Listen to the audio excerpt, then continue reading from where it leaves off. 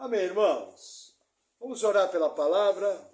Senhor, nós oramos te agradecendo, pedindo que o Senhor venha com o teu poder, movendo em nosso meio, nos dando entendimento, sabedoria e conhecimento da tua palavra. No nome de Jesus, amém. Amém, irmãos? Estamos chegando no capítulo 9 do livro de Esdras. Talvez, juntamente com o 10, os dois capítulos mais marcantes do livro.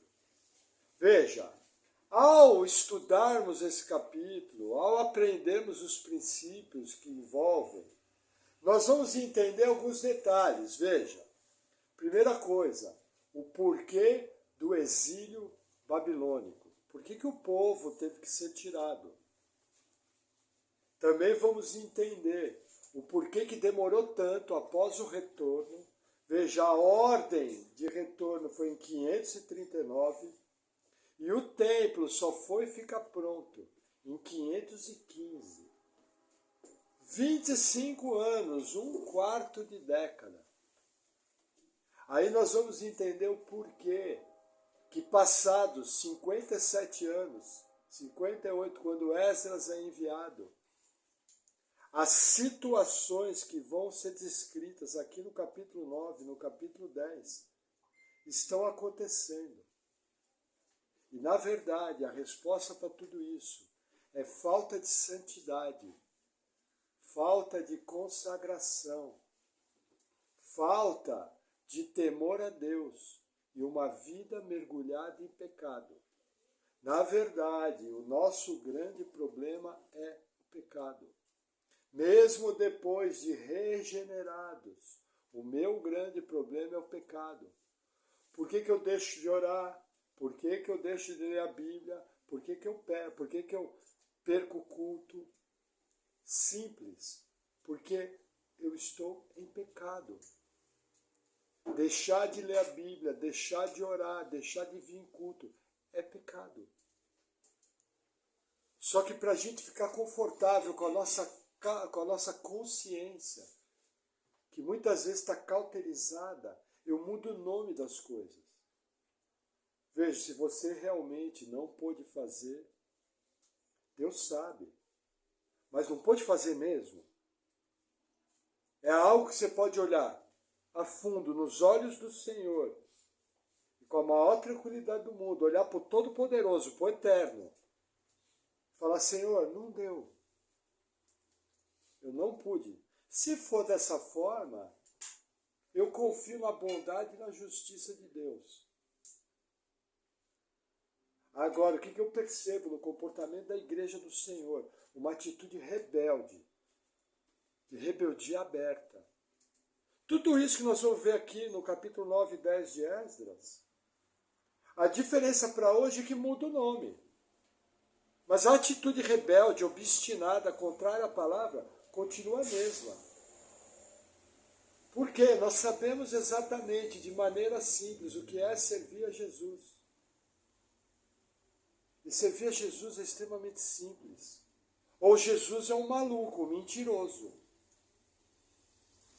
Porque ele mesmo fala, vinde a mim, vós que estáis cansados e oprimidos. E ele completa, porque o meu jugo é suave, meu fardo é leve.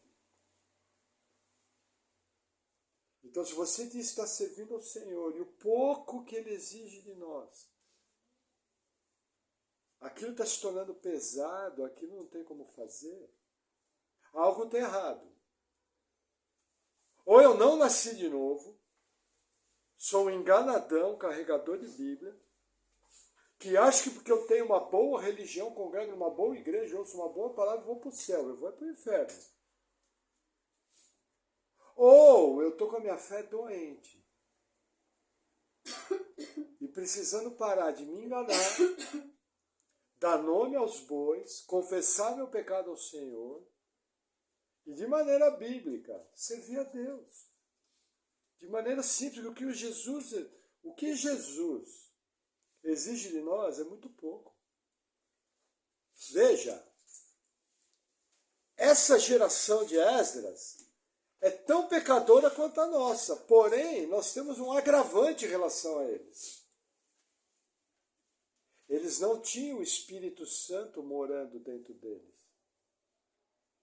Eu tenho. E uma das funções, dos aspectos do ministério do Espírito Santo, qual que é? É me capacitar a viver a vida cristã. É me orientar e me manter no caminho. É fazer com que eu obedeça às verdades da palavra de Deus. Então, por que a nossa situação hoje é pior? Porque eu estou sendo rebelde diretamente a um Deus que reside em mim, é um só com o meu espírito. Ou vai me dizer que cada vez que você deixou de fazer uma oração, cada vez que você deixou de ler a Bíblia, cada vez que você deixou de vir para a igreja, você não sentiu nenhum incômodo? Nada. Nada. Está tudo bem. Não, pastor, joia. Ainda vai dar um versículo bíblico, que a paz do vosso coração seja o vosso juiz. Irmão, realmente, você confiando no coração, você está confiando em algo extremamente corrupto. Desesperadamente pecador e enganoso. Ainda quer mudar o sentido do versículo, não é isso que o versículo está dizendo. Entendeu? Então, assim, chega um momento da vida cristã que eu preciso parar para pensar como eu tenho vivido. E preciso fazer escolhas. E essas escolhas têm que ser bíblicas. E essas escolhas têm que ser seguidas uma posição firme. Senão coisas vão começar a acontecer na minha vida e consequências vão começar a chegar. E elas são as mais variadas.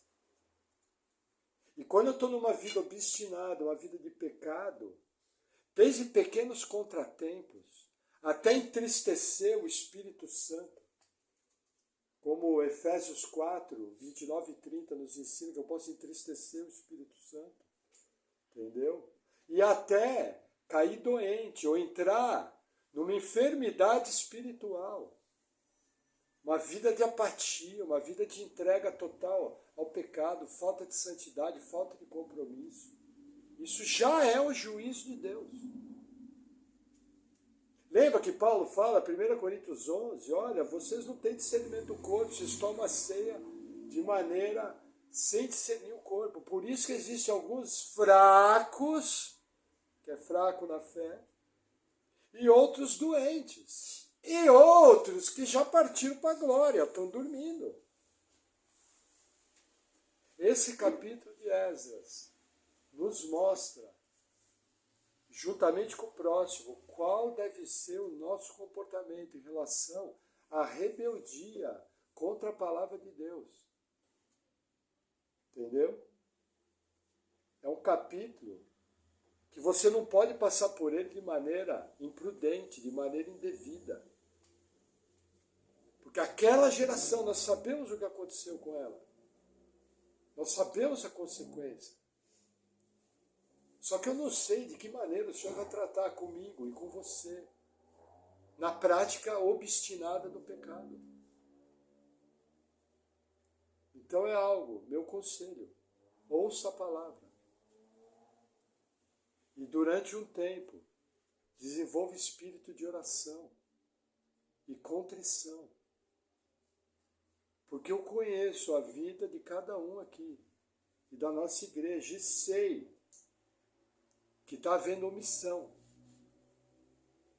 que poderia estar muito mais à frente, que poderia estar muito mais próximo, em algum grau, em algum ponto, na minha vida, na sua vida, está havendo omissão. Agora a pergunta é uma rebeldia aberta ou é um deslize, às vezes uma imaturidade? Pode acontecer. Mas tudo começa com o reconhecimento. E olha que interessante. Esdras 9, versículo 1. Acabadas, pois, essas coisas, chegaram-se a mim os príncipes, dizendo: o povo de Israel, os sacerdotes e os levitas, não se têm separado dos povos dessas terras, seguindo as abominações dos cananeus, dos heteus, dos perizeus, dos jebuseus, dos amonitas, dos moabitas, dos egípcios e dos amorreus, porque tomaram das suas filhas para si e para seus filhos, e assim se misturou a linhagem santa com os povos dessas terras, e até os príncipes e magistrados foram os primeiros nesta transgressão. E ouvindo eu tal coisa, rasguei as minhas vestes e o meu manto, e arranquei os cabelos da minha cabeça e da minha barba, e sentei-me atônito. E então se ajuntaram a mim todos os que tremiam das palavras de Deus de Israel, por causa da transgressão dos do cativeiro. Porém eu permaneci sentado, atônito, até ao sacrifício da tarde. Qual é a situação aqui? O povo se casou com mulheres estrangeiras. Ao se casar com mulheres estrangeiras, elas tinham outra religião. E quando o primeiro versículo fala, seguindo as abominações, o que é aqui? Eles estavam adorando os deuses das nações. Irmãos, fazia 129 anos que o templo tinha sido destruído e o povo levado cativo. E eles já estavam mergulhados na idolatria de novo.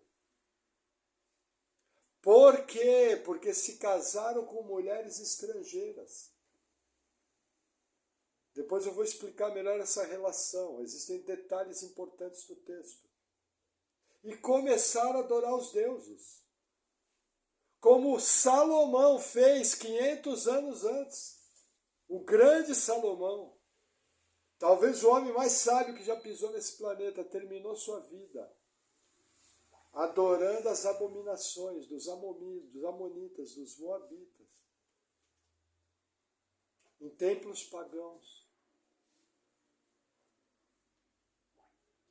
Essa é a descrição aqui.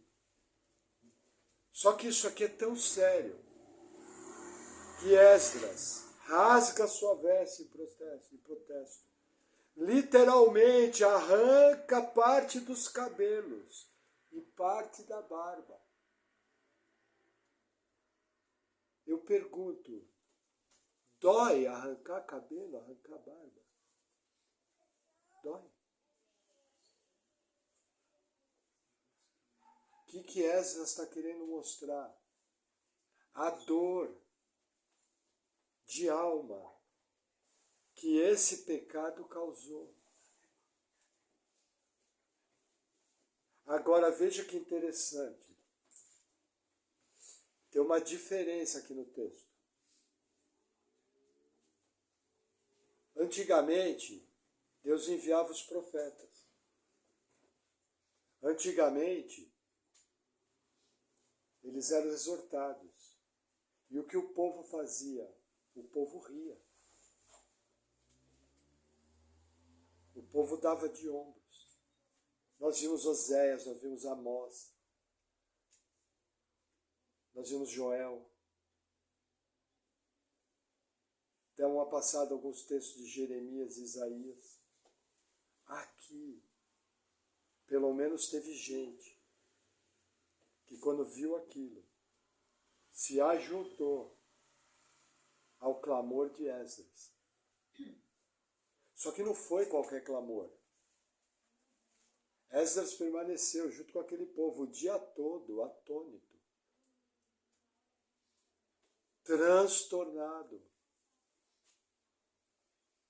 em contrição de espírito, em espírito de jejum, provavelmente sem comer. Porque Esdras sabia o que aquilo representava. Aquilo representava a destruição do povo. Simplesmente isso. Na verdade, Esdras estava vendo um filme se passado. Uma coisa muito séria, terrível. E aí o texto continua, versículo 5.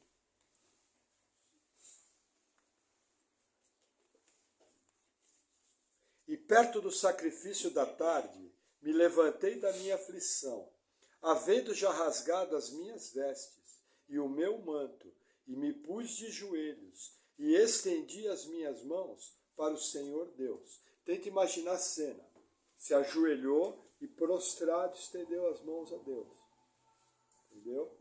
Versículo 6. E disse, meu Deus, estou confuso e envergonhado, para levantar a ti a minha face, meu Deus, porque as nossas iniquidades se multiplicaram sobre a nossa cabeça, e a nossa culpa tem crescido até aos céus.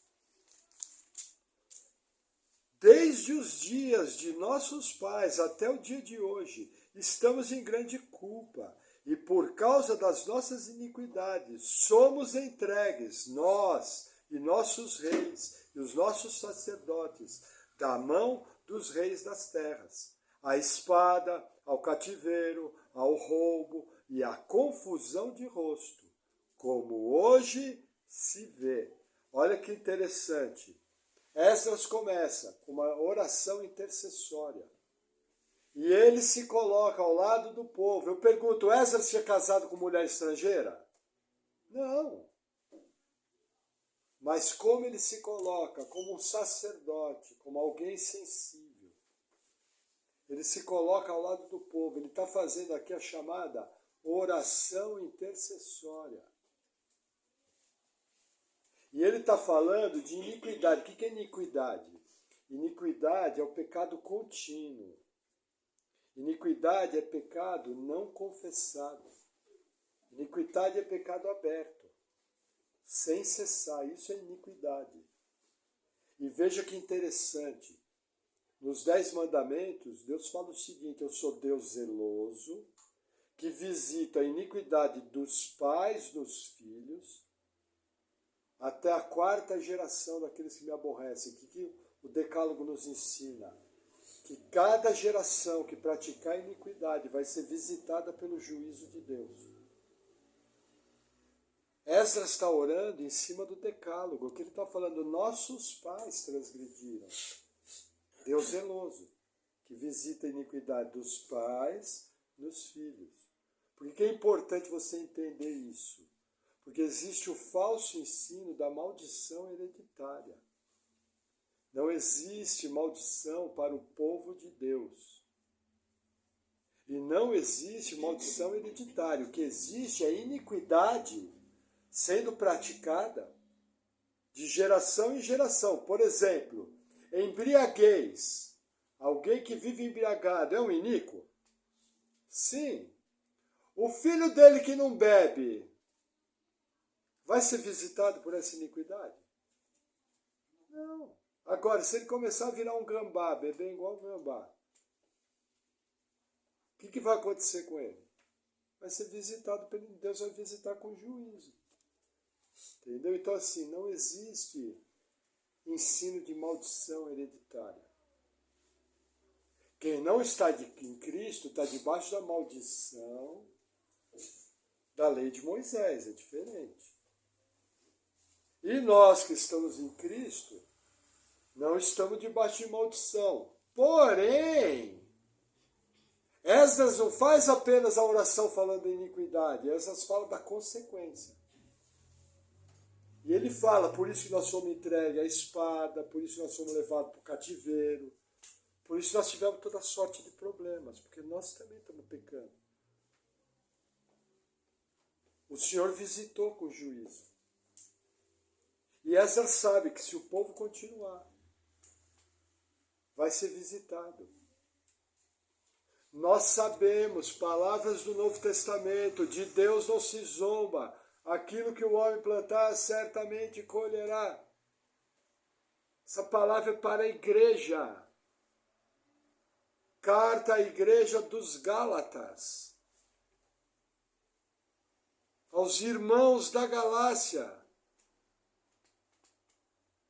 Entende? A consequência vem. E olha, eu vou te dar uma notícia péssima. Se não está vindo, é que você não é mesmo filho de Deus. Você nunca nasceu de novo. Porque a Bíblia fala que se você não está debaixo de correção, você é um bastardo.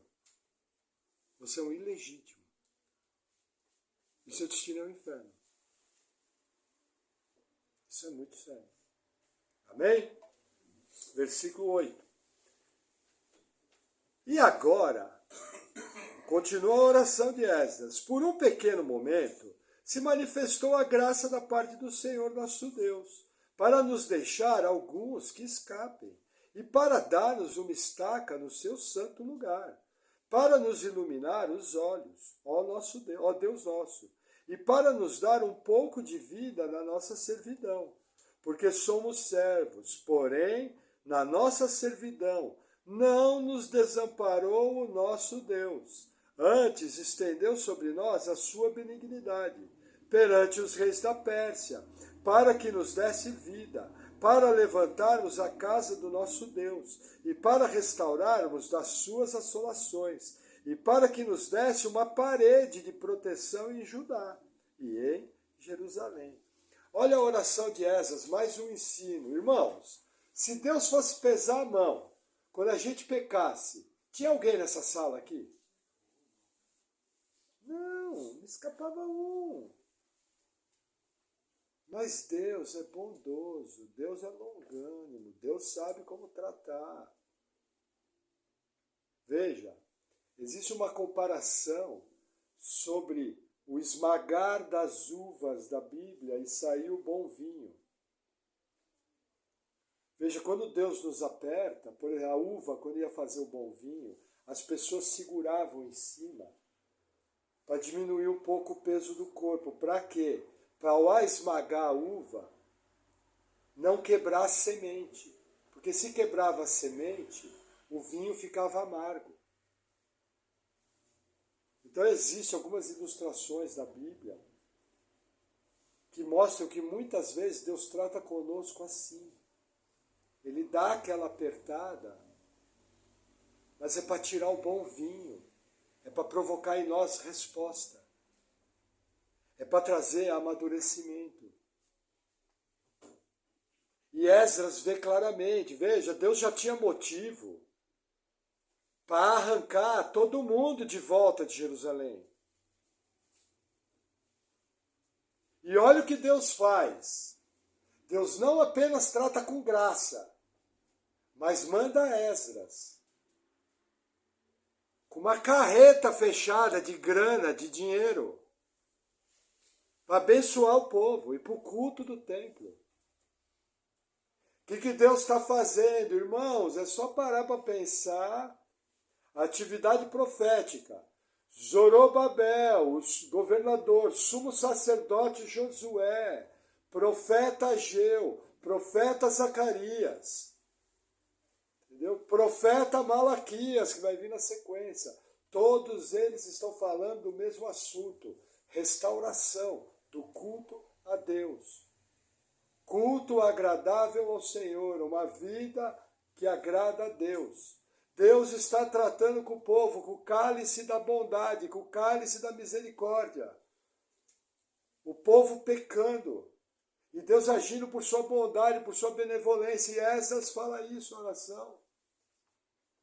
Esdras sabia que Deus teria todo motivo, toda razão de extirpar o povo. Da mesma maneira que quando nós temos uma vida rebelde contra a palavra, uma vida rebelde, estou falando de crente. Irmãos, presta atenção, a palavra hoje é para crente. Não tem nada a ver com incrédulo.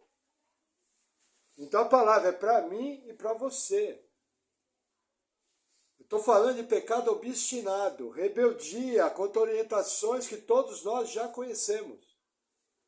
É isso que eu estou falando. O assunto dessa noite é esse. E ele tem o endereço certo, eu e vocês. Quando nós, obstinadamente, desobedecemos a palavra, Deus já teria motivo para nos recolher. Porque está escrito na palavra, e a gente não podia reclamar de nada, porque ainda ia ser recolhido, ia ser salvo ainda. Como que pelo fogo, mas ia ser salvo.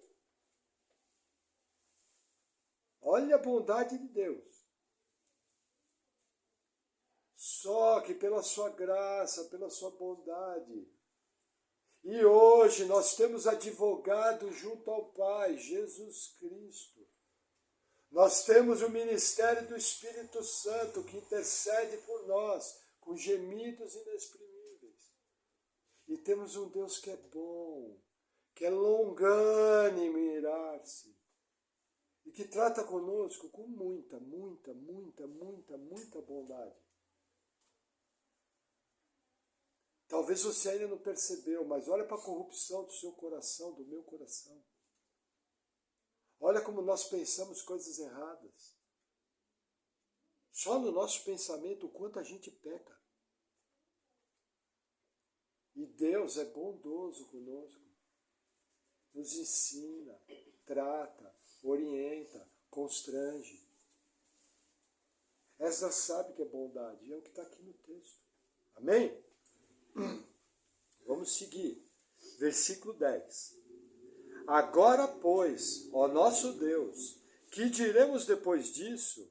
Pois deixamos os teus mandamentos, os quais mandaste pelo ministério de teus servos, os profetas, dizendo: a terra em que entrais para possuir, terra imunda é, pelas imundícias dos povos das terras, pelas suas abominações, com que, na sua corrupção, a encheram, de uma extremidade a outra extremidade. Agora, pois, vossas filhas não dareis a seus filhos, e suas filhas não tomareis para vossos filhos, e nunca procurareis a sua paz e o seu bem, para que sejais fortes, e comais o bem da terra, e a deixareis por herança a vossos filhos, para sempre. Qual era a ordem? Aqui está sendo citado Êxodo 23 e Deuteronômio 7. Por que não podia casar com mulher estrangeira? Porque Deus era racista? Não, não tem nada a ver com isso. Na genealogia de Jesus, tem uma moabita. Na genealogia de Jesus tem uma pagã, Tamar. Na genealogia de Jesus tem uma prostituta cultual, Raabe. A questão aqui é o seguinte, é religiosa. E isso é confirmado no Novo Testamento, 1 Coríntios 7, proibindo relacionamento entre crentes e incrédulos. É proibido pela Bíblia. É o chamado julgo desigual. É pecado sério, a gente só pode se casar no Senhor. E Deus tinha avisado, falou, olha, gente, não faça isso, vocês vão se contaminar. Irmão, falar uma coisa com você. Pastor, eu não sou casado com incrédulo. Tá, beleza, mas o mesmo princípio vale para suas amizades. E o mesmo princípio vale para quem você traz para dentro da sua casa. Porque dentro da sua casa não pode entrar qualquer um. Muito cuidado com quem entra na sua casa. Porque quando você vai ver se está praticando o mesmo pecado que a pessoa, cuidado com quem tem voz na sua vida. É raríssimo. Alguém que é crente começa a se relacionar com o incrédulo e consegue trazer o incrédulo para a igreja. Vou te dar porcentagem. Não vou usar nem o número 100. De cada 1000 que começa a se relacionar com o incrédulo, um traz o incrédulo para a igreja, 999 vão para o mundo. Essa é a amostragem que a gente vê. Começou com muita festinha, muito diz que me diz, muito oba-oba, muito lero-lero. Pronto. Vai sair da igreja. Porque vai ser influenciado. O que tem que atrair tanto na vida do incrédulo? O que o incrédulo está falando que está somando tanto na sua vida? Ele é mais ungido que o irmão que tem o Espírito Santo habitando nele? Ou será que ao se relacionar com o incrédulo você tem saudade da vida antiga? Entendeu? Com Deus não tem foi mal. Deus não usa esse linguajar. É transgressão, é pecado, é caminho de morte. Segundo o ensino do Novo Testamento, é errar o alvo completamente. Essa definição do Novo Testamento, ela é pesada. Imagina você cristão, habitado pelo Espírito Santo, errou o alvo completamente. Tá feia a coisa. Tá feia a coisa. Entendeu? É o que Esdras está mostrando aqui. E aí o capítulo se encerra da seguinte forma, versículo 13. E depois de tudo, o que nos tem sucedido, por causa das nossas más obras e da nossa grande culpa, porquanto tu, ó nosso Deus, impediste que fôssemos destruídos, por causa da nossa iniquidade, e ainda nos deste um remanescente como esse. Tornaremos, pois, agora a violar os teus mandamentos e aparentar-nos com os povos dessas abominações? Não te indignarias tu assim contra nós, até de todo nos consumir, até que não ficasse remanescente nem quem escapasse? Ah, Senhor Deus de Israel, justo és, pois ficamos qual um remanescente que escapou, como hoje se vê. Eis que estamos diante de ti, na nossa culpa, porque ninguém há que possa estar na tua presença por causa disso. Olha que interessante. Esdras ensina as seguintes verdades, anotei aqui. Primeiro, chamou pecado de pecado. Pastor, eu quero mudar. Começa chamando pecado de pecado. Vou usar o pecado mais corriqueiro que tem na igreja moderna hoje. Perder o culto à toa. Pecado. Pastor, eu perdi o culto porque fui preguiçoso. Deus, me perdoa.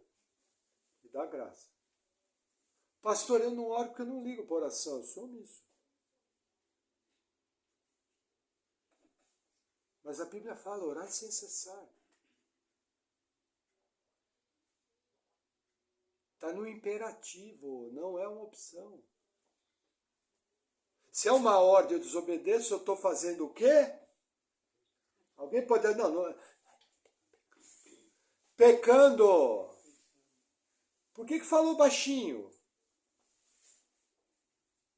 Não teve coragem de se omitir? Seja homem, seja mulher o suficiente de confessar o pecado pelo nome. Pelo menos tem essa dignidade. Nós estamos falando diante do Deus Altíssimo, Eterno, Todo-Poderoso. Concorda que a melhor maneira de se relacionar com Ele é começar chamando pecado de pecado? É a melhor coisa? Sem frescura, sem papo furado, sem conversa mole, para boi dormir? Concorda? Nós estamos falando de coisa séria aqui. O que Esdras acabou de ensinar? A gente pode ser fulminado pelo pecado. Você pode amanhã não estar mais aqui. E aí, como é que fica? Deus seria injusto se nos recolhesse hoje à noite? Não! Não é hora de chegar e falar, Deus, tu és bom. Olha o Esdras, gente, grossa. Deus, tu é bom demais, porque ainda o Senhor deixou remanescente. Deus é muito bom. Agora, ele não só ensina isso, ele ensina uma outra verdade espiritual. Quando você está em pecado, o pecado faz separação entre você e Deus. É isso que essas falam. E uma das primeiras aplicações que surge do texto é essa aqui. Vamos abrir, livro de Provérbios, capítulo 28. Vai 3 livros à frente, passa Jó, passa Salmos e chega em Provérbios, capítulo 28. Chegar em Isaías, puxa o freio e volta.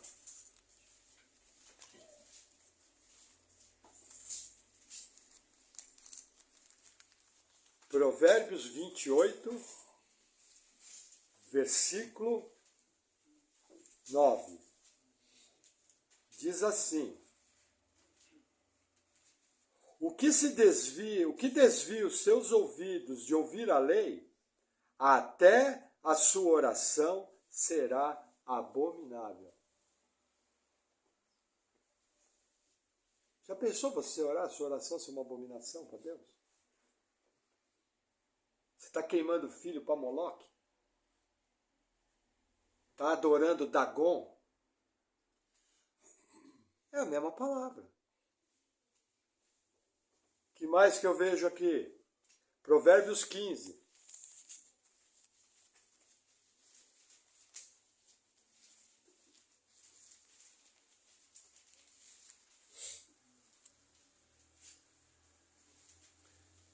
Versículo 8.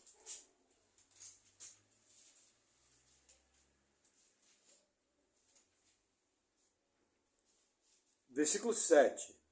Os lábios do sábio derramam conhecimento, mas o coração dos tolos não faz assim. O sacrifício dos ímpios é abominável ao Senhor, mas a oração dos retos é o seu contentamento. Até aqui. Tem mais coisa a ver, mas eu vou parar aqui. Veja, esse provérbio mostra a diferença. Por isso que quando a gente vai orar, nosso primeiro intento tem que ser: Senhor, perdoa nosso pecado, perdoa nossa iniquidade. Senhor, se eu estou com algum pecado oculto, me mostra. Nós deveríamos entrar numa sessão de oração com confissão de pecados. Mas não com aquele jeitão crentão. Senhor, querido amado Deus, com perdão dos nossos pecados. Vai ser religioso em outro lugar, para não usar uma palavra mais indecorosa, que aqui é um púlpito. Percebe? A gente deveria confessar o pecado: Senhor, perdão. Porque só agrada a Deus quem é reto. E a oração dele é um contentamento para o Senhor. Ah, pastor, mas isso aí é Antigo Testamento. Vamos conferir? Vamos lá. Carta de Tiago, capítulo 4, lá no Novo Testamento. Você vai chegar em Hebreus, logo em sequência de Hebreus é Tiago. O simpático irmão do Senhor Jesus. Depois fala que o pastor pega pesado, vai ler Tiago. É.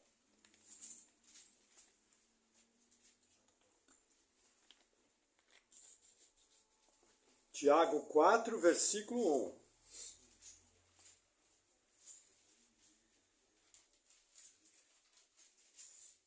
De onde vêm as guerras e as pelejas entre vós? Porventura não vem disso, a saber, dos vossos deleites, que nos vossos membros guerreiam? O que ele está falando aqui? Olha, as brigas na igreja, as confusões, as questões entre os crentes vêm do quê? Da concupiscência da carne, dos desejos pecaminosos da nossa carne, tá? Da natureza humana. Versículo 2. Cobiçais e nada tens, matais e sois invejosos, e nada podeis alcançar. Combateis e guerreais, e nada tendes, porque não pedis. Omissão na oração.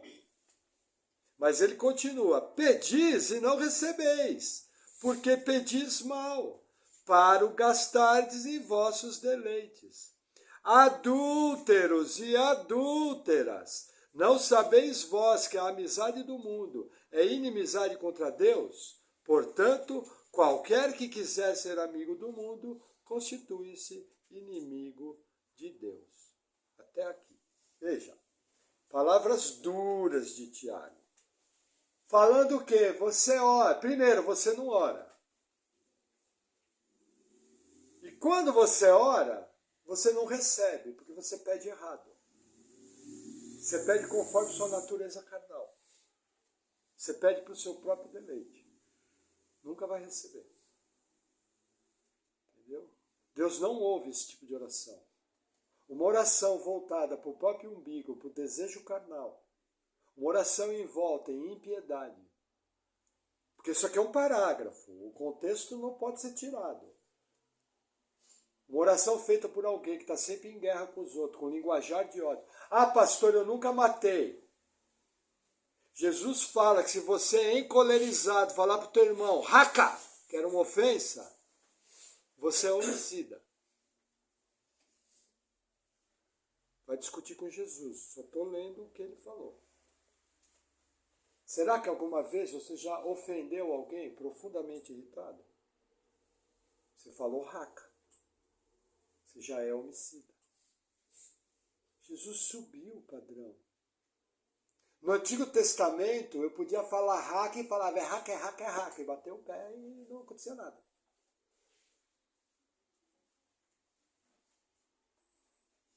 Jesus subiu o padrão. Eu não posso nem olhar para uma mulher com desejo. Já adulterei. O Novo Testamento é bem mais pesado. No Antigo Testamento são 613 leis. Isso. No Novo Testamento são 1007 ordenanças. No imperativo, qual é mais duro? A doutrina de Cristo. Agora, por que ele fala? Se é mais duro, por que Jesus fala que o fardo é leve? Porque o Espírito Santo habita em nós. Tem que ser um prazer fazer a vontade do Senhor. Não tem que ser pesado orar. Não tem que ser pesado ler a Bíblia. Não tem que ser pesado vir para culto. Não tem que ser pesado buscar a paz com todos. Tem que ser leve. Minha visão está errada. Ah, mas o pastor ensinou que um texto só eu não posso gerar uma doutrina. É verdade, o pastor ensinou isso. Então vamos um pouquinho à frente. 1 Pedro, capítulo 3.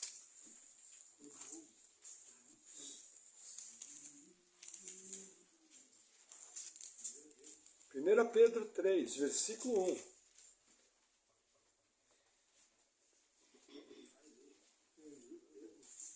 Semelhantemente vós, mulheres, sede sujeitas aos vossos próprios maridos, para que também, se alguns não obedecem à palavra, pelo porte de suas mulheres sejam ganhos sem palavra, considerando a vossa vida casta em temor. O enfeite delas não seja o exterior, no frisado dos cabelos, no uso de joias de ouro, na compostura dos vestidos, mas o homem encoberto no coração, no incorruptível traje de um espírito manso e quieto, que é precioso diante de Deus. Porque assim se adornavam também antigamente as santas mulheres que esperavam em Deus, e estavam sujeitas a seus próprios maridos, como Sara obedecia a Abraão, chamando-lhe Senhor, da qual vós sois filhas, fazendo o bem e não temendo nenhum espanto. Vamos fazer uma pausa aqui. Pedro começa falando das mulheres, respeito com o marido. Entendeu? Mulher pode andar bem vestida? Pode. Mulher pode usar maquiagem na hora certa? Pode, deve. Mulheres carregam uma beleza dada pelo Senhor, inerente e independente de qualquer padrão mundano que a moda mundana venha dar. A mulher andar com uma roupa boa, se embelezar a maneira dela, tudo bem, desde que seja com bom senso e modéstia, e que ela seja uma mulher que apareça pelas boas obras, pela sabedoria, pelo discernimento. Entendeu? E que trate seu marido com respeito, até o marido incrédulo. Ah, então vou deixar meu marido fazer o que quer. Não, não é isso. A mulher sabe, edifica o seu lar. Mas sabe conversar, ora antes de falar, fala da maneira correta.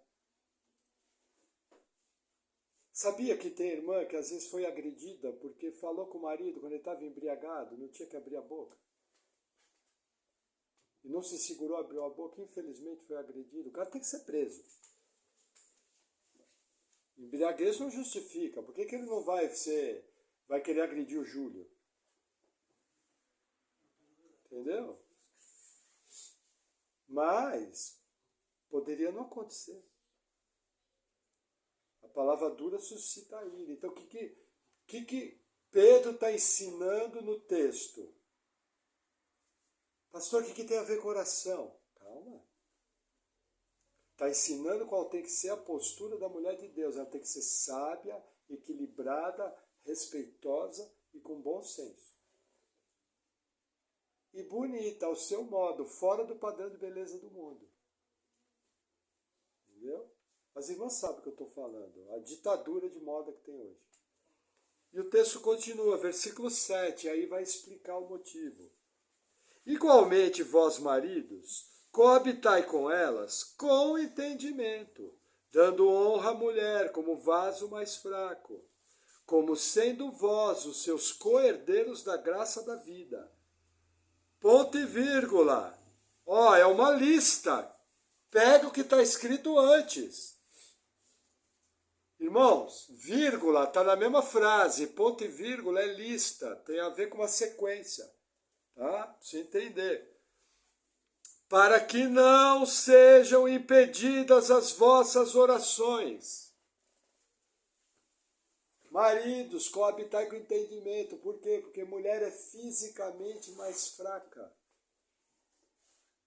Porque mulher tem suas particularidades.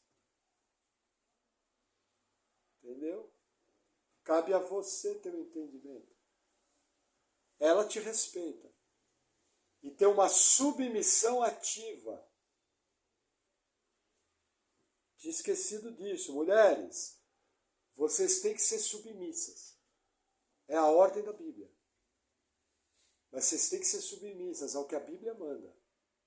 Quando o marido falar para fazer algo e não está na Bíblia, você não é obrigado a ser submissa.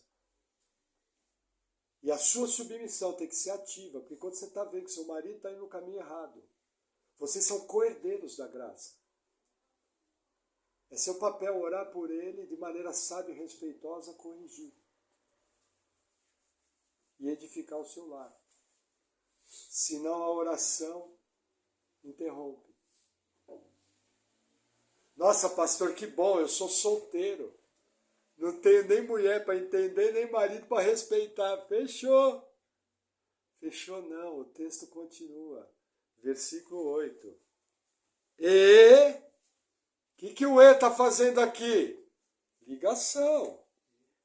Está falando, mulheres, sede submissa e respeitosa. Marido, coabitai com todo entendimento, que para as orações não ser interrompida. E continua, não parou ali. Entendeu?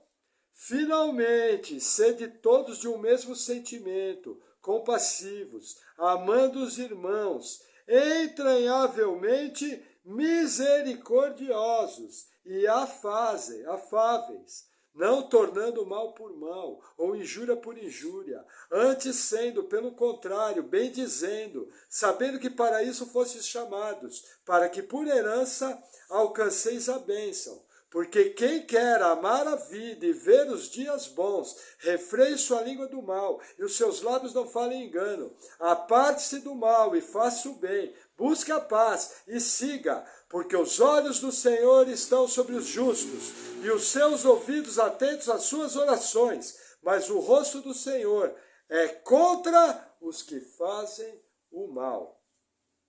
Até aqui. Precisa falar mais alguma coisa? Não. Está tudo confirmado. Provérbios, Tiago, Esdras. Resumindo, para a gente encerrar, nunca se acostume com o pecado. Cuidado com a comunhão com os ímpios. E a necessidade de arrependimento. Que o Senhor derrame sua graça e tenha misericórdia de nós. Amém? Vamos orar?